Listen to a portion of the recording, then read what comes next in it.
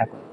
ওরা আপনার বিরোধিতা করতেছে, আপনি ওদের বিরোধিতার মোকাবেলায় আপনিও ওদের সাথে, ওরা যে নিষ্ঠুর আচরণ করতেছে আপনিও এটা করতে যেয়েন না। আপনাকে মারছে, আপনি ওর প্রতিশোধ নিতে যেয়েন না। আপনি কি করেন? ফাযাক্কির, উপদেশ দেন। কি দেবে? উপদেশ। উপদেশ দিতে থাকুন। আমি আল্লাহ বলে দিলাম, আপনি কবি না, আপনি গণক না, আপনি উপদেশ দেন।